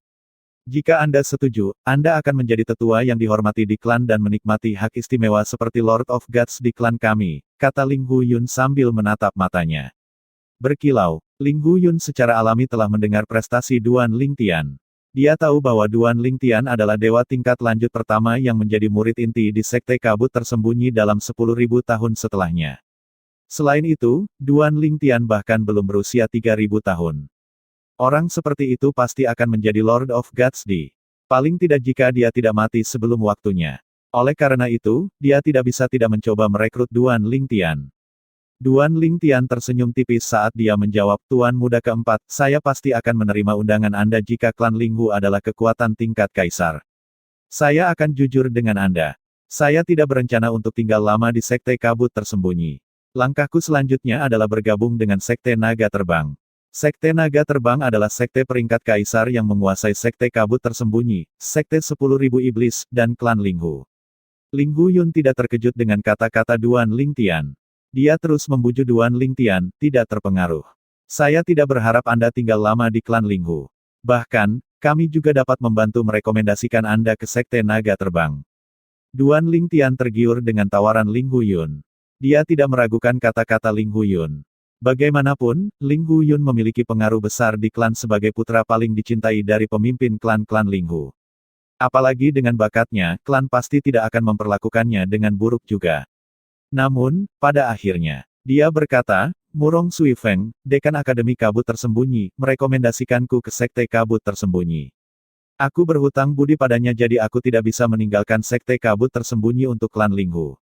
Saya minta maaf. Sayang sekali. Linghu Yun menghela nafas. Tiba-tiba, Duan Lingtian berkata, Yah, aku bisa bergabung dengan klan Linghu jika kamu bisa menyetujui permintaanku. Mata Linghu Yun langsung menyala setelah mendengar kata-kata Duan Lingtian. Dia berkata, Duan Lingtian, jika Anda bersedia bergabung dengan klan, selain menyetujui permintaan Anda, saya juga siap untuk menghapus bantuan yang Anda berutang kepada saya. Duan Lingtian menggelengkan kepalanya. Itu masalah yang berbeda. Sebuah nikmat adalah sebuah nikmat. Aku akan membalas budi yang aku berutang padamu. Saya dapat bergabung dengan klan Linghu, dan bahkan bergabung dengan faksi klan Linghu setelah bergabung dengan Sekte Naga Terbang. Namun, saya ingin Anda mengirim seseorang untuk melindungi saya dan mengikuti saya kembali ke Sekte Kabut Tersembunyi. Sebuah ide telah terbentuk di kepala Duan Lingtian. Mungkin, dia tidak perlu menjadi murid nominal dari penatua tertinggi dari Sekte Kabut Tersembunyi untuk melindungi dirinya dari Long Xiao dan penatua tertinggi Lei. Kamu membutuhkan seseorang untuk melindungimu dan mengikutimu kembali ke Sekte Kabut Tersembunyi. Linghu Yun mengerutkan kening bingung. Biar ku jelaskan padamu, kata Duan Lingtian sebelum dia menjelaskan konfliknya dengan Long Xia dan Sangguan Xiong Feng. Kemudian, dia berkata, Long Xiao tidak akan beristirahat sampai aku mati begitu aku kembali ke Sekte Kabut Tersembunyi. Aku tidak takut padanya, tapi aku tidak mampu menyinggung tuannya. Karena saya tidak punya niat untuk menerima. Tuan, saya tidak memiliki dukungan di Sekte Kabut Tersembunyi. Sebelumnya, saya telah merencanakan untuk menjadi murid nominal dari salah satu dari dua tetua tertinggi yang tersisa dari Sekte Kabut Tersembunyi untuk mendapatkan perlindungan mereka setelah saya kembali ke sekte tersebut. Saya berencana untuk menarik perhatian para tetua tertinggi dengan menunjukkan bakat saya. Namun, dengan undangan Anda, saya menyadari bahwa saya memiliki pilihan lain. Kamu tidak takut pada Long Xiao. Apakah Anda bermaksud mengatakan bahwa Anda mampu mengalahkannya? Linghu Yun menarik napas dengan tajam setelah mendengar kata-kata Duan Lingtian. Long Xiao adalah salah satu dari 5 murid inti terkuat dari Sekte Kabut Tersembunyi. Meskipun dia hanya Raja Dewa tingkat menengah, dia mampu mengalahkan Raja Dewa tingkat lanjut biasa. Bahkan beberapa tetua dalam klan Linghu, yang merupakan Raja Dewa tingkat lanjut, tidak cocok untuk Xiao Panjang. Untuk alasan ini, bagaimana mungkin Linghu Yun tidak terkejut ketika dia mendengar Duan Lingtian, dewa tingkat lanjut, menyiratkan bahwa dia mampu mengalahkan Long Xiao. Duan Lingtian mengangguk. Meskipun dia baru saja menjadi Raja Dewa yang belum sempurna belum lama ini dan belum pernah melawan Long Xiao sebelumnya, dia tahu tentang kekuatan dan senjata rahasia Long Xiao. Dia yakin dia bahkan tidak harus berusaha sekuat tenaga untuk mengalahkan Long Xiao. Aku harus mendiskusikan masalah ini dengan ayahku terlebih dahulu sebelum aku bisa menyetujui permintaanmu, kata Linghu Yun sebelum dia mengirim pesan kepada ayahnya. Baiklah, Duan Lingtian mengangguk sebagai jawaban. Tidak ada ruginya karena dia harus menunggu kabar dari Linghu Xuan. Ketika Linghu Yun menerima jawaban ayahnya, dia tidak membuang waktu untuk membawa Duan Lingtian ke aula utama klan Linghu. Ketika mereka tiba, seorang pria parubaya yang duduk di kursi utama bangkit. Dia tinggi dan kekar dan mengenakan jubah perak panjang. Dia tidak hanya tampan dan anggun, tetapi tatapannya lembut seperti angin musim semi. Duan Lingtian, ini ayahku, Linghu Renjie, kata Linghu sambil memberi isyarat kepada pria paruh baya berpakaian perak. Duan Lingtian, saya sudah mendengar banyak tentang Anda, kata Linghu Renjie sambil tersenyum sebelum dia dengan sopan memberi isyarat kepada Duan Lingtian untuk duduk sebelum duduk sendiri. Bab 3729-30 gerakan. Linghu Renjie segera meninggalkan kesan yang baik pada Duan Lingtian. Klan Linghu adalah kekuatan tingkat raja yang setara dengan sekte kabut tersembunyi dan 10.000 sekte iblis, namun Linghu Renjie, pemimpin klan dari klan Linghu, ramah dan tidak sombong. Ini adalah sifat yang ada di antara mereka yang memegang posisi tinggi. Tentu saja, Duan Lingtian tahu bahwa keramahan Linghu Renjie juga berkaitan dengan Linghu Yun. Linghu Yun pasti sudah memberitahu Linghu Renjie tentang kemungkinan dia bergabung dengan klan Linghu dan faksi klan di Sekte Naga Terbang. Ada faksi yang berbeda di Sekte Naga Terbang karena anggotanya terdiri dari orang-orang dari kekuatan yang berbeda. Wajar jika mereka yang berasal dari kekuatan yang sama akan bersatu untuk bangkit di Sekte Naga Terbang. Persaingan akan terjadi dimanapun ada manusia. Jika Duan Lingtian bergabung dengan faksi klan Linghu di Sekte Naga Terbang, itu pasti akan menguntungkan klan Linghu. Seseorang seperti Duan Lingtian akan diterima dengan baik di pasukan seperti klan Linghu dan Sekte Kabut Tersembunyi. Jika Duan Lingtian mengungkapkan bakatnya dengan mengalahkan Long Xiao setelah kembali ke Sekte Kabut Tersembunyi, tidak diragukan lagi sekte itu akan sangat menghargainya. Sebagian besar anggota sekte tidak akan dapat menyakitinya pada saat itu. Sangat disayangkan bahwa dia memiliki permusuhan dengan Long Xiao dan Sangguan Xiong Feng, dan tuan mereka adalah 2 dari 4 tetua tertinggi dari Sekte Kabut Tersembunyi. Yang paling penting, para tetua tertinggi adalah segelintir orang di Sekte Kabut Tersembunyi yang dapat dengan mudah menyakitinya. Jika dia ingin tinggal di Sekte Kabut Tersembunyi tanpa mengorbankan prinsipnya, seperti yang dikatakan Wu Feng, satu-satunya cara baginya untuk bertahan hidup adalah menjadi murid nominal dari salah satu dari 2 pemimpin tertinggi. Orang tua yang tidak dia sakiti. Jika memungkinkan, demi Murong Sui Feng, dia tidak ingin mengkhianati Sekte Kabut Tersembunyi. Namun, tidak ada jaminan bahwa salah satu dari tetua tertinggi akan setuju untuk menerimanya sebagai murid nominal mereka. Dihadapkan dengan pilihan ini, dia secara alami tidak akan ragu untuk tinggalkan Sekte Kabut Tersembunyi sekarang setelah dia menemukan jalan keluar lain. Te mendengar banyak tentangmu juga, pemimpin klan Linghu, kata Duan Lingtian setelah duduk. Linghu Renjie berkata sambil tersenyum, Duan Lingtian, aku tidak suka bertele-tele jadi aku akan terus terang denganmu. Yuner telah berbicara kepada saya sebelumnya. Jika Anda dapat membuktikan kepada saya bahwa Anda memang mampu mengalahkan seseorang sekuat Long Xiao, klan Linghu akan mengirim seseorang untuk melindungi Anda dan mengikuti Anda kembali ke Sekte Kabut Tersembunyi. Bagaimana menurutmu? Baiklah. Duan Lingtian mengangguk. Dia sudah mengharapkan ini. Bagaimanapun, itu normal bahwa dia harus membuktikan dirinya terlebih dahulu. Pada saat ini, seorang pemuda tinggi dan berotot mengenakan jubah hijau berjalan ke aula utama. Dia memiliki alis yang menonjol dan sepasang mata yang tajam. Dia memanggil ayah. Mata Linghu Yun, yang duduk di sebelah Duan Lingtian, segera menjadi cerah ketika dia melihat pemuda itu. Dia memanggil kakak ketiga. Kakak keempat, kata pemuda itu sambil tersenyum pada Linghu Yun. Dengan ini, Duan Lingtian secara alami dapat mengetahui bahwa pendatang baru itu adalah putra ketiga Linghu Renjie, Linghu Jun. Linghu Jun memiliki bakat bawaan dan keterampilan pemahaman tertinggi di antara saudara-saudaranya. Dia berusia di bawah 10.000 tahun dan raja para dewa perantara. Dia lebih kuat dari kebanyakan tetua batin di klan Linghu. Meskipun menjadi raja dewa perantara, dia adalah murid inti terkuat di klan Linghu. Bahkan murid inti dari klan yang merupakan raja para dewa tingkat lanjut bukanlah tandingannya. Dia pernah mengalahkan Sangguan Xiong Feng ketika mereka berdua adalah raja dewa yang belum sempurna dalam lebih dari 100 gerakan. Selain itu, dia sekitar 2000 tahun lebih muda dari Sangguan Xiong Feng. Banyak orang percaya bahwa dia sekarang bisa mengalahkan Sangguan Xiong Feng dalam waktu kurang dari 100 gerakan. Duan Lingtian, ini adalah putra ketiga saya yang tidak berguna, Linghu Jun. Linghu Renjie tersenyum saat dia memperkenalkan Linghu Jun kepada Duan Lingtian. Sudut mulut Duan Lingtian berkedut sedikit setelah mendengar kata-kata Linghu Renjie.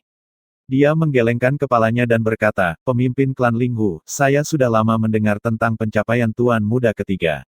Bagaimana dia tidak berguna? Menurut pendapat saya, sebagian besar, jika tidak semua, dari murid inti tersembunyi.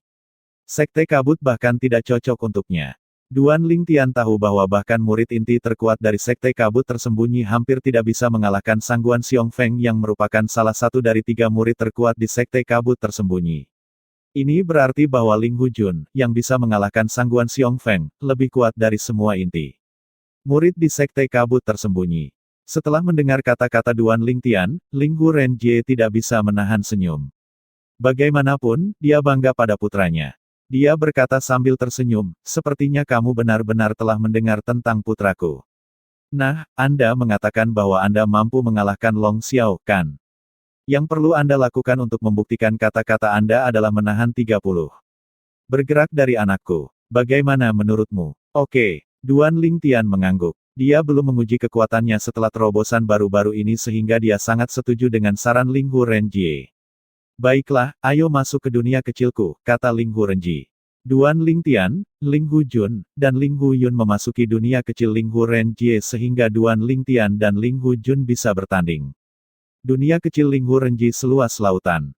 Ketiganya melayang di langit di atas tanah tandus ketika Ling Hu Yun tiba-tiba ditarik oleh energi lembut dan tak terlihat ke langit yang jauh. Ling Hu Jun menghadapi Duan Lingtian dan menjaga jarak dari Duan Lingtian pada saat yang sama. Dia berkata dengan sungguh-sungguh, Duan Lingtian, reputasi Anda mendahului Anda. Kudengar kau adalah dewa tingkat lanjut pertama yang menjadi murid inti di Sekte Kabut tersembunyi dalam 10.000 tahun setelah Sui Haichuan, saya mendengar. Orang-orang dari sekte itu memanggilmu Sui Haichuan kedua. Sui Haichuan kedua. Saya tidak berniat untuk hidup dalam bayang-bayang orang lain, kata Duan Lingtian sambil menggelengkan kepalanya. Betapa percaya diri. Ling Hu Jun memasang senyum langka di wajahnya. Dia berkata dengan percaya diri, ayahku berkata bahwa kamu telah menjadi Raja Dewa yang belum sempurna dan bahwa kamu yakin akan mengalahkan Long Xiao. Saya belum pernah melawan Long Xiao, tapi saya yakin saya bisa mengalahkannya dalam 10 gerakan. Untuk mengalahkannya, kamu harus menahan setidaknya 30 gerakan dariku. Baiklah, silakan mulai, kata Duan Lingtian dengan senyum tipis di wajahnya. Energi hijau melonjak dari tubuh Ling Hu Jun dan segera menyelimutinya saat dia menyipitkan matanya. Segera setelah itu, energi mengamuk hebat seperti tornado saat bilah angin melesat. Berdasarkan ini, jelas bahwa dia telah memahami hukum angin. Meskipun Duan Lingtian sudah menjadi Raja Dewa yang belum sempurna, dia masih merasakan tekanan ketika berhadapan dengan Ling Hu Jun. Ling Hu Jun setidaknya harus memahami beberapa kedalaman fus 3 kali lipat dari hukum angin. Namun, saya tidak yakin apakah dia telah memahami kedalaman fus 4 kali lipat. Saya tidak bisa meremehkan kekuatan garis keturunannya juga. Bagaimanapun, dia mampu mengalahkan Sangguan Xiongfeng. Fakta bahwa Ling Hu Jun bisa mengalahkan Sangguan Xiongfeng yang 2000 tahun lebih tua darinya adalah bukti betapa menakutkan bakat bawaan dan keterampilan pemahamannya. Tak perlu dikatakan, meskipun ada tekanan, Duan Lingtian tidak takut sama sekali. Pada saat ini, energi spasial mengamuk seperti badai di sekitar Duan Lingtian. Pada saat yang sama, dia menggunakan kedalaman lintas dimensi. Astaga, astaga, astaga, astaga, astaga. 9 air mata spasial muncul sebelum sinar pedang yang menakutkan keluar. Pada saat yang sama, Ling Hu Yun, yang menonton dari jauh, bertanya kepada ayahnya dengan suara pelan, "Ayah, apakah menurutmu Duan Lingtian mampu menahan 30 gerakan dari saudara ketiga?" Karena mereka berada di dunia kecil Ling Hu Renjie, meskipun dia tidak berada di sisi Ling Hu Yun, dia bisa mendengar Ling Hu Yun dengan sangat baik. Dia menjawab, selama dia tidak berbohong, itu tidak akan menjadi masalah. Namun, meskipun ini pertama kalinya aku bertemu dengannya, berdasarkan kepercayaan dirinya, aku yakin dia mengatakan yang sebenarnya. Pada saat ini, Ling Hu Jun menembak. Karena dia memahami hukum angin, kecepatan dan serangannya sangat tinggi. Bilah angin yang tampaknya mampu menebas semuanya melesat ke arah Duan Lingtian. Setelah melihat ini, Duan Lingtian mengerahkan energi spasialnya untuk membentuk penghalang pelindung. Begitu bilah angin menembus penghalang, dia berteleportasi. Bab 3730 mengungkap kartu Trump. Penerjemah editor terjemahan Endless Fantasy, terjemahan Endless Fantasy. Ling Hu Jun tidak terkejut ketika dia melihat Duan Lingtian telah berteleportasi. Dia menembak lebih tinggi ke langit, menempati tempat yang lebih tinggi. Di sana, setelah memastikan posisi Duan Lingtian, Ling Hu Jun terbang seperti badai tornado untuk mengejar Duan Lingtian. Astaga, astaga, astaga. Duan Lingtian terus berteleportasi, tetapi Ling Hujun terus menutup jarak di antara mereka. Jelas bahwa teleportasi Duan Lingtian tidak dapat mengimbangi kecepatan Ling Hujun. Duan Lingtian, yang memahami hukum ruang jelas berada pada posisi yang kurang menguntungkan berhadapan dengan Ling Hujun yang memahami hukum angin. Ini tidak mengejutkan karena energi surgawi Duan Lingtian hanya sebesar Raja Dewa yang belum sempurna sementara energi surgawi Ling Hujun adalah Raja Dewa Perantara. 30 gerakan. Duan Lingtian tersenyum dalam hati. Jika dia menggunakan Space Sword Dao dan Mastery Dao, Ling Hujun bahkan mungkin bukan lawannya bahkan jika Ling Hujun menggunakan kekuatan garis keturunannya. Meskipun demikian, dia tidak menggunakan dua Tao yang dia pahami karena dia harus tetap low profile. Itu sudah cukup untuk menunjukkan bahwa dia bisa melawan Ling Hujun dengan hasil imbang. Namun, dengan kekuatan yang dia tunjukkan saat ini, itu memang menantang untuk mengakhiri pertarungan dengan hasil imbang. Ledakan, ledakan, ledakan. Setelah beberapa saat, Duan Lingtian memutuskan untuk melemparkan 3 kedalaman fus yang telah dia pahami dari hukum ruang angkasa, menggabungkannya dengan energi surgawi dan pedang luar angkasa Dao yang telah dia pahami. Tahap rudimenter. Dengan ini, dia tidak lagi berteleportasi. Sebaliknya, dia menghadapi serangan Ling Hujun secara langsung. Kekuatan ofensifnya sekarang tidak lebih lemah dari Ling Hujun. Kedua lawan bertukar lusinan gerakan, dan kedua belah pihak tidak menang. Pada saat ini, Ling Hujun, yang menonton dari jauh, berseru kaget, sangat kuat. Jika saudara ketiga tidak menggunakan kekuatan garis keturunannya, aku khawatir pertarungan akan berakhir seri. Setelah itu, suara Ling Hu Renjie terdengar di telinga Ling Hujun. Kekuatan yang dia ungkapkan sejauh ini memang tidak kalah dengan Long Xiao, murid tetua Lei. Namun, jika ini adalah sejauh mana kekuatannya, Anda, saudara ketiga akan dengan mudah memenangkan pertarungan ini dalam waktu kurang dari 10 gerakan setelah dia menggunakan kekuatan garis keturunannya. Ling Hu Renjie jelas sangat yakin dengan kekuatan putra ketiganya. Ling Hujun berkata sambil menghela nafas, aku mendengar bahwa dia berasal dari alam dewata dan bukan penduduk alam dewa. Ini berarti dia tidak memiliki kekuatan garis keturunan. Saya khawatir dia tidak akan mampu menahan 30 gerakan dari saudara ketiga. Ling Hujun dan Ling Hu Renjie terdiam dan terus menonton pertarungan. Astaga! Ling Hujun menghindari serangan Duan Lingtian dan mundur ke kejauhan. Duan Lingtian, kata Ling Hujun saat matanya bersinar dengan kekaguman, untuk bisa bertarung di tempat yang sama denganku, kau pasti Raja Dewa terkuat yang pernah kutemui. Bahkan di Sekte Naga Terbang. Raja para dewa yang belum sempurna tidak bisa bertahan melawanku begitu lama. Setelah jeda singkat, Ling Hujun melanjutkan berkata, aduh, kamu dari alam Devata dan tidak memiliki kekuatan garis keturunan. Aku akan menggunakan kekuatan garis keturunanku sekarang. Setelah itu, petir ungu muncul di sekitar energi hijau yang menyelimuti tubuh Ling Hujun. Seolah-olah dia telah melemparkan hukum guntur. Ini secara alami tidak terjadi karena tidak mungkin untuk digunakan. Dua hukum sekaligus. Ini berlaku bagi mereka yang berada di alam duniawi, alam dewata, dan alam dewa. Bahkan pembangkit tenaga listrik tertinggi, yang dianggap yang terkuat, tidak dapat menggunakan dua hukum secara bersamaan. Waktu. Tunggu, ini bukan hukum guntur.